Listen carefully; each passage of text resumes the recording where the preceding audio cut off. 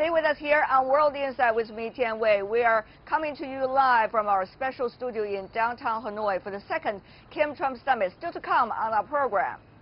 What's the likely outcome of the summit? The best possible scenarios after this break.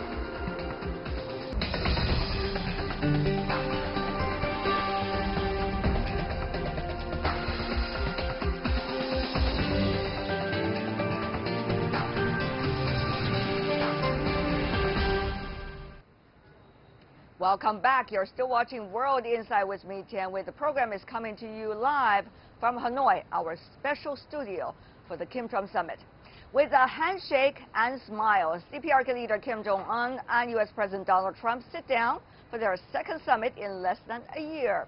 In June last year, the two men made history by holding the first ever face-to-face talks for sitting leaders from both nations in Singapore. They signed a document and agreed to efforts toward building a lasting and stable peace regime on the Korean Peninsula. Today, they arrived in Hanoi for a second meeting, and they shook hands. What does the summit mean for peace on the Korean Peninsula and the global security? And what can last year's Singapore summit be of any reference to all of us? Once again, I'm joined by Rong Ying, Jin Zhang Lin, Michael Hanlon, and we have someone from Singapore as well.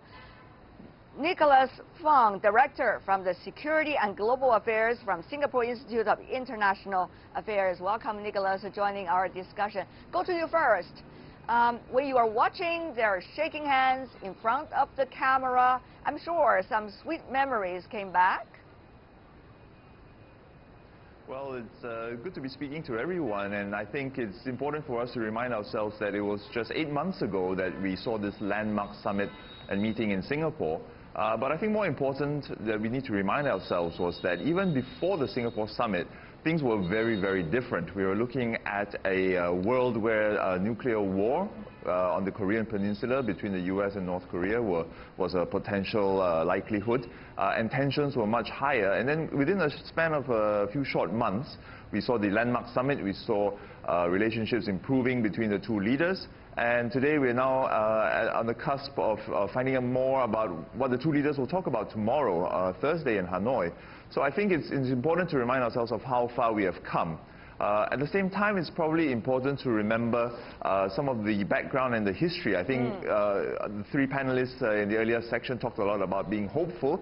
It's important to remember that we are dealing as well with a regime and with a leader in Kim Jong-un who has committed some serious human rights issues in the past. So even as we look so excitedly to the future with a lot of hope, I think we need to remind ourselves that it potentially could be a long process with many bumps along the way. Well, certainly a lot of bumps on the way, one would assume, if you look at the history of the six-party talks. I have to pick your brain here, Mr. Rong. You were pretty much involved in some of the earlier discussion about six-party talks. So tell me, now in reflection, what exactly is the thing that needs to be done that didn't manage to be done then, and that could change this time? I still remember the word you used earlier, just 5 minutes ago, hope. Well, the six-party talks, I think the process is, for me, so far, is the most successful, and as far as the bringing the parties concerned, of course, including the two direct parties, for a process to find a way through talks to address the issues. And this is being, I mean, there are a lot of lessons and actually a lot of experience and are still, I mean, being used. I mean, as now we have the summit, we have the kind of two direct parties and having direct talks. For me, I think if there's a lesson, the most important lesson is, of course, the trust issue is always being very much, I think, important. And we know that the North Korea and the United States, I mean, it's such a two different countries, different system, different size. And so naturally, I think there's a question of trust. But also, equally, I think, important lesson we should learn is that and we keep on asking is that why, when we had a kind of agreement, it's difficult to implement.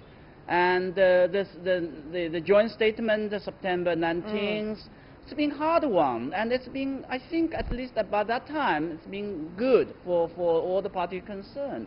For me, I think the politics, the domestic politics, the agenda of a particular of a country, in this case, I would say arguably the United States, right? I mean, is very much still, I mean, remains a worrisome, worrisome factor. So I don't know how that would play out in the future. Got your possibly. point.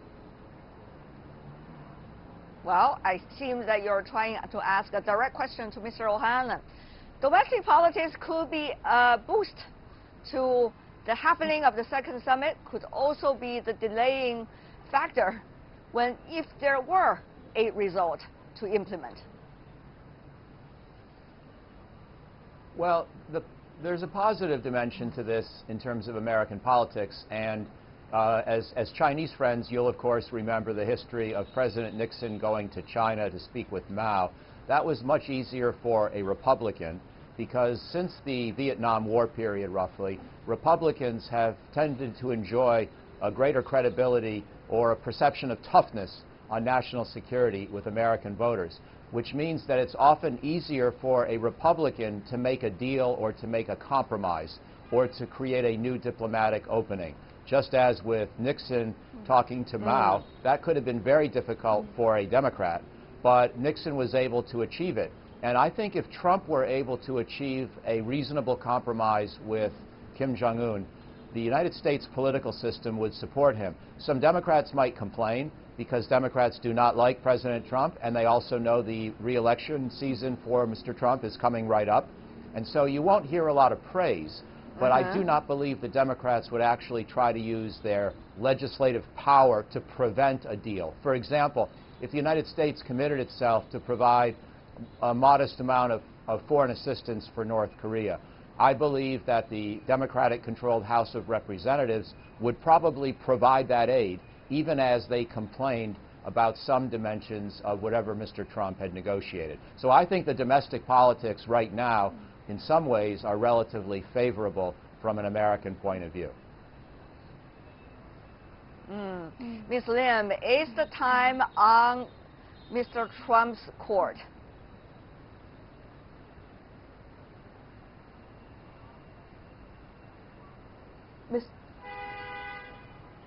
What did he say? I'm sorry. Is the goal or is the ball on Mr. Trump's court?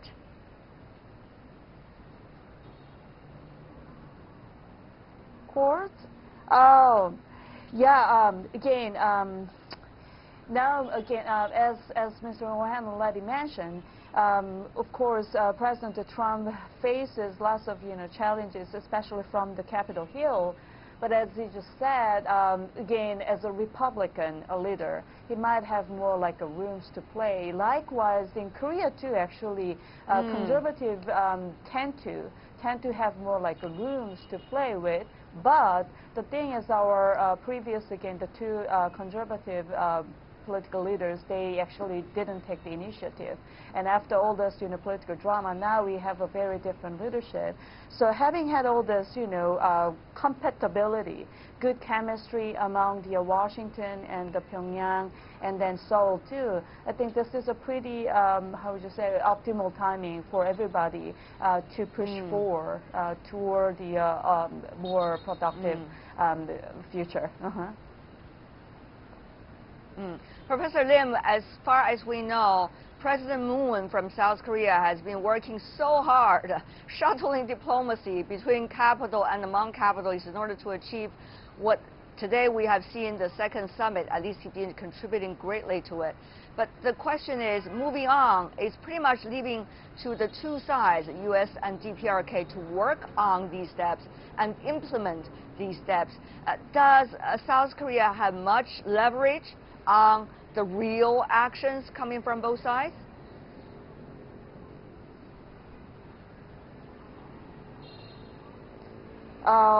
I hope so. I hope so, and I hope again that through the second summit, they refer to again the two sides, again the North Korea and the United States.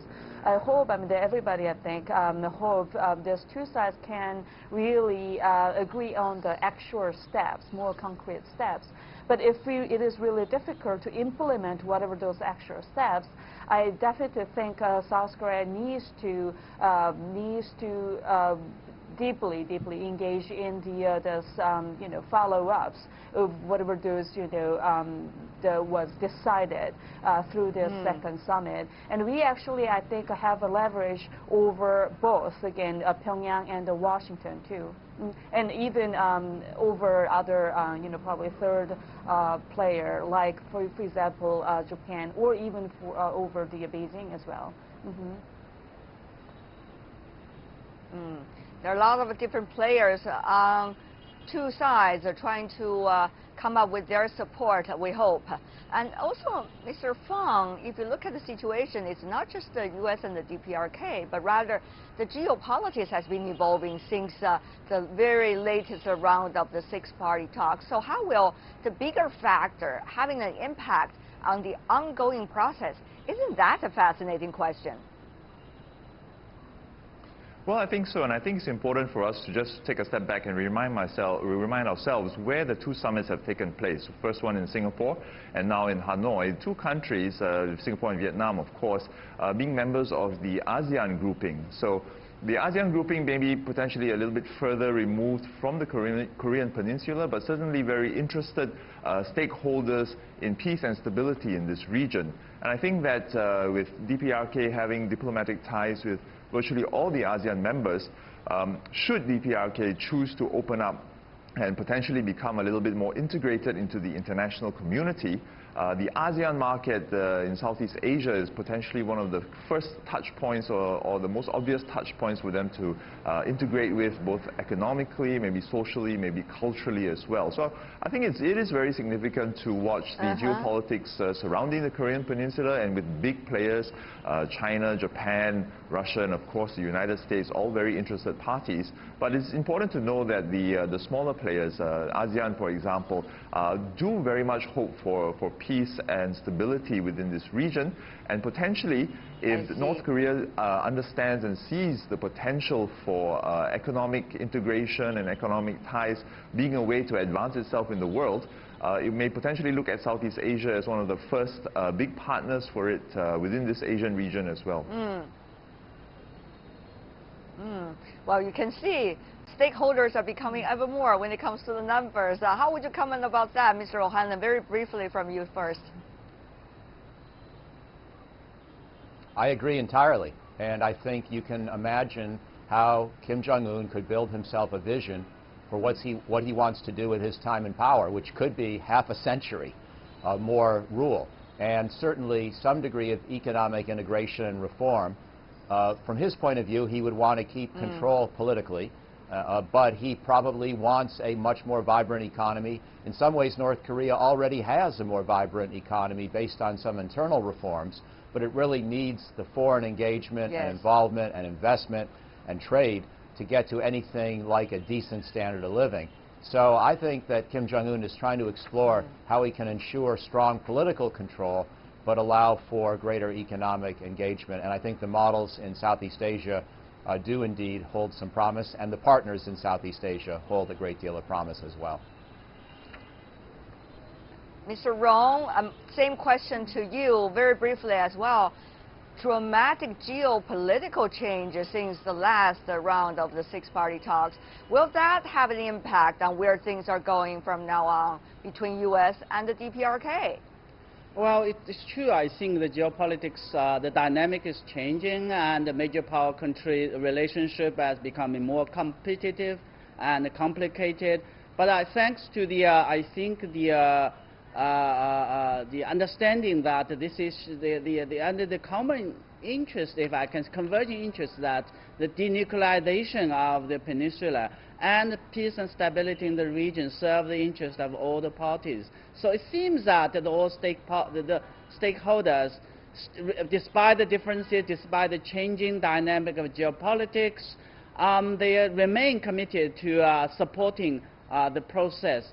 My concern is the time, the sense. I mean, I think for the first time, as far as I can see, it seems that we have a quite favorable timing. We have the President Trump. He's personally very much committed to the North Korea's the issue. We have the progressive government in Seoul, and we also, of course, have the Chairman King. He's very much committed to economic development. But again, I think there are many issues and around the world, and so we don't know if we are just hopeful. We don't have a kind of sense of urgency. Does not grasp this opportunity. We may again miss the chance. So I only hope that if we could get something concrete, I mean substantial this time, and let us hope that it can be implemented and make a difference. Let's hope. Before we go and do further with our hope, one or two sentences from every one of you. What can we expect tomorrow? The real day for negotiation and hopefully come up with something. What can we expect? Mr. Fang. Well, I think some low-hanging fruits. Obviously, we are expecting potentially the end to the Korean War, the declaration of the end of the Korean War, maybe some more exchange of the remains of U.S. troops who are still remaining in DPRK, and maybe potentially some movement on the sanctions. But I think what all of us in the region would like to see is a measured and more sustainable long-term solution that will lead to peace and stability for the entire region, as opposed to some quick wins or some PR moves. We want to see something more tangible and more sustainable in the longer term. Well understood. Okay, Ms. Lim, briefly.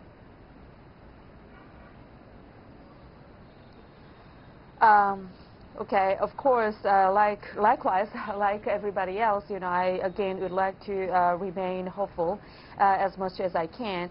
And this denuclearization of North Korea, this issue is really a litmus test for the future geopolitical stability of this region. And also G2. Here G2 refers to the China and the United States, the G2 collaboration or G2 condominium. So again, having had all this, you know, discussions, again, I'd love to see more concrete measures tomorrow that can bring in the really peace and the stability to the region. Okay, last but not least, Mr. O'Hanlon, very briefly, please. Well, I'll throw one new idea into the mix. If North Korea doesn't want to give up all of its nuclear bombs, how about starting to destroy its chemical weapons, which presumably it shouldn't have and doesn't need, especially if it still has a nuclear deterrent. So if we want some big ideas beyond just the small ball atmospherics, there's one that I think North Korea could start to talk about. Okay. All right. Mr. Rong, one sentence only. Okay, I've always been hopeful, and I think China has always to be supportive to the process. So we'll continue to do that, and very much looking forward to that. We are looking forward to tomorrow, as all of you are, and thank you for sharing your hope with us, at least for today. Thank you so much. Rong Ying, Zhang Lim, Michael O'Hanlon, last but not least, Nicholas Fang. Really appreciate it. Thank you, ladies and gentlemen.